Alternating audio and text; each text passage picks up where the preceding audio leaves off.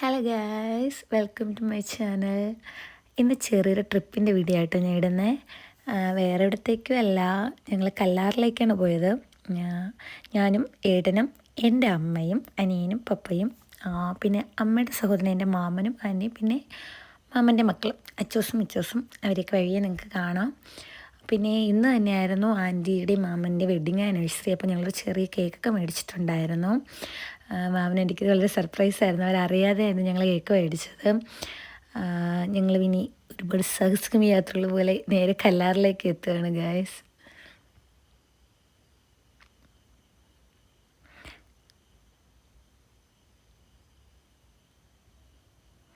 എന്ത് അടിപൊളിയായിട്ടുള്ള സ്ഥലമായിരുന്നു, പ്രകൃതി രമണീയമായ സ്ഥലം. നല്ല രസമുണ്ടായിരുന്നു കേട്ടോ കാണാൻ. ഞങ്ങൾ നിന്നതിന് തൊട്ട് ഓപ്പോസിറ്റായിട്ട് ഒരുപാട് പേര് വേറെ വിസിറ്റേഴ്സൊക്കെ ഉണ്ടായിരുന്നു. ഞാൻ ചെന്നപ്പടി വെള്ളത്തിലൊക്കെ ഇറങ്ങി. നല്ല തണുത്ത വെള്ളമായിരുന്നു കേട്ടോ. അവൻ വെള്ളത്തിലേക്ക് ഇറങ്ങാൻ വേണ്ടി ഷർട്ട് എടുക്കുന്ന സമയത്ത് ഫോട്ടോ എടുക്കാനായിട്ട് പിടിച്ച് പാവഞ്ചർക്ക് വീണ് തിരികെട്ടു. പിന്നെ ഞങ്ങൾ കേക്ക് മുറിച്ചു. കേക്ക് കട്ടിങ് ഒരു പ്രധാന അപാരതയായിരുന്നു. അപാരത എന്ന് പറയാൻ, ഞങ്ങൾ കേക്ക് മേടിച്ചിരുന്നവർ കത്തി വെച്ചിട്ടുണ്ടായിരുന്നില്ല. പിന്നെ പപ്പ അതിൻ്റെ കാർഡ്ബോർഡ് എടുത്ത് കൊടുത്തിട്ടൊക്കെ ഞങ്ങൾ അഡ്ജസ്റ്റ് ചെയ്ത് ഇത് വെച്ച് കേക്ക് കട്ട് ചെയ്തു.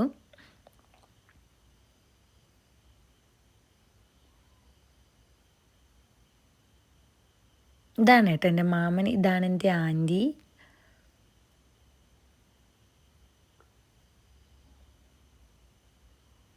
ഇത് പറയേണ്ട കാര്യമല്ലോ, ഇത് നിങ്ങൾക്ക് അറിയാമായിരിക്കും. ഇതെൻ്റെ അനിയനാണ്. ദയാ നിൽക്കുന്നതാണ് ആൻറ്റിയുടെ മൂത്തൻ മോൻ അനന്തു. ഞങ്ങൾ അവനെ മിച്ചൂസ് എന്ന് വിളിക്കും. പിന്നെ ഞങ്ങളെല്ലാം കഴിഞ്ഞ് ഡ്രസ്സൊക്കെ ഒന്ന് ചേഞ്ച് ചെയ്ത് വെള്ളത്തിലൊന്ന് ഒരുപാട് നേരം നല്ല ചില്ല് ചെയ്തു. നല്ല അടിപൊളിയായിട്ടുണ്ടായിരുന്നു. മുടി നനയണ്ടെന്ന് വിചാരിച്ച് ക്ലിപ്പ് ചെയ്ത് വെച്ചെങ്കിലും പിന്നീട് ഞാൻ മൊത്തത്തിൽ നനഞ്ഞിട്ടുണ്ടായിരുന്നു കേട്ടോ.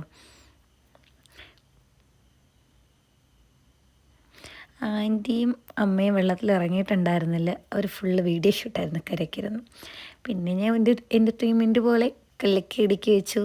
അതിൻ്റെ ഇടയ്ക്ക് പിന്നെ ഇതിലിറങ്ങുന്നവിടെ ശ്രദ്ധയ്ക്ക്, ഞങ്ങളിതിലിറങ്ങിയ സമയത്ത് ഞങ്ങൾക്ക് ഇതിനകത്തുനിന്ന് കുപ്പിച്ചിൽ കിട്ടിയിട്ടുണ്ടായിരുന്നു. ശ്രദ്ധിക്കാതെ നമ്മളതിലിങ്ങനെ ചാടുകയാണെങ്കിൽ നമുക്ക് നല്ല പണി കിട്ടും. പിന്നെ അവിടെ നിന്ന് നേരെ തിരിച്ച് ഞങ്ങൾ ഫുഡ് കഴിക്കാനായിട്ട് പോയി. ഞങ്ങൾ മന്തിയായിട്ടോ ഓർഡർ ചെയ്തിരുന്നത്. പക്ഷെ ഞങ്ങൾക്കൊരു പണി കിട്ടി. ഞങ്ങൾ ചെന്ന സമയത്ത് ഇവർ ഫുഡ് ഇല്ല എന്ന് പറയുന്ന വേറെ പ്രശ്നമില്ലായിരുന്നു. ഞങ്ങൾ ഒരുപാട് നേരം വെയിറ്റ് ചെയ്തു. ഒരു അരമണിക്കൂറോളം വെയിറ്റ് ചെയ്ത് കഴിഞ്ഞപ്പോഴത്തേക്കും മന്തി ഞങ്ങൾ ഓർഡർ ചെയ്തിട്ട് കൊണ്ടുവന്നിട്ടുണ്ടായിരുന്നു. ഒട്ടും വെന്തിട്ടുണ്ടായിരുന്നില്ല. നല്ല പച്ച ചോറിൻ്റെ മണമുണ്ടായിരുന്നു. ഞങ്ങൾ സ്ഥിരം കഴിക്കുന്ന കടയായിരുന്നു. അപ്പോൾ അതുകൊണ്ട് തന്നെ ഞങ്ങൾ അവിടുത്തെ ഓണറിൻ്റെ അടുത്ത് കാര്യം പറഞ്ഞു. അവർ കൊണ്ടുപോയി. ചൂടില്ലായിരുന്നു സംഭവം. നമുക്ക് അപ്പം ഉണ്ടാക്കിയതുണ്ടായിരുന്നില്ല. അത് മുന്നേ ഉണ്ടാക്കി വെച്ചിരുന്നവരെന്തോ കൊണ്ടുവന്നതാണ്. അങ്ങനെ ഓണറുടെ അടുത്ത് പറഞ്ഞു, ഒരു തിരിച്ചു കൊണ്ടുപോയി. സംഭവം വീണ്ടും ചൂടാക്കി തന്നെ കൊണ്ടുവന്നു. ഞങ്ങൾക്കത് വളരെ അങ്ങ് ഇഷ്ടപ്പെടാത്തതുകൊണ്ട് പിന്നെ ഞങ്ങൾ അത് ക്യാൻസൽ ചെയ്തിട്ട് പിന്നീട് ഫ്രൈഡ് റൈസാണ് എല്ലാവരും കൂടെ കഴിച്ചത്.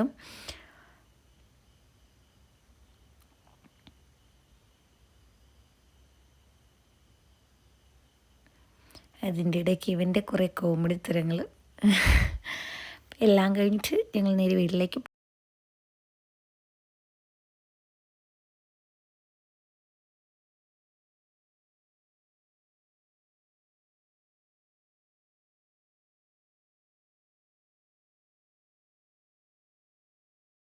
ഫുഡൊക്കെ കഴിച്ച് ഞങ്ങൾ നേരെ വീട്ടിലേക്ക് പോയി. വീട്ടിൽ ചെന്നിട്ട് അനിയൻ്റെ ബൈക്ക് എടുത്തിട്ടാണ് പോയത്. ഞങ്ങളുടെ വണ്ടി ജെക്സ്പയറോ വേറൊരു സ്ഥലത്ത് കുറ്റിച്ചൽ നിൽപ്പുണ്ടായിരുന്നു. അവിടെ നിന്ന് അവനെ എടുത്തിട്ട് വേണം ഞങ്ങൾക്ക് പോകാനായിട്ടും. അവിടെ പോകുന്നവർക്ക് ഉത്സവം എന്തോ നടക്കുന്നുണ്ടായിരുന്നു തോന്നുന്നു. അവിടെ നിന്ന് പിന്നെ ജാക്കിനെ പൊക്കിക്കൊണ്ട് കുറച്ച് പാട്ടൊക്കെ ഇട്ട് ചില്ലായിട്ട് ഞങ്ങൾ പോകുമായിരുന്നു.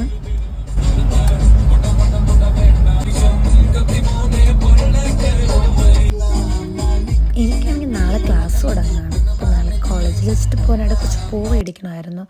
ഏട്ടന് നാളെ ഒരു ഓട്ടോ ഉണ്ട്. അപ്പോൾ നമ്മുടെ ജാക്കിനും കുറച്ച് പൂ വേണമെന്ന് പറഞ്ഞ് പൂ മേടിക്കാൻ ഇറങ്ങിയപ്പോൾ ഒരു പൂ മാത്രം ചോദിച്ചു, ഒരു പൂക്കാലം നീ തന്നു. അതുപോലെ ആ കടയിൽ വെച്ചിട്ട് നമുക്ക് ഒത്തിരി പൂ തന്നു ഗൈസ്.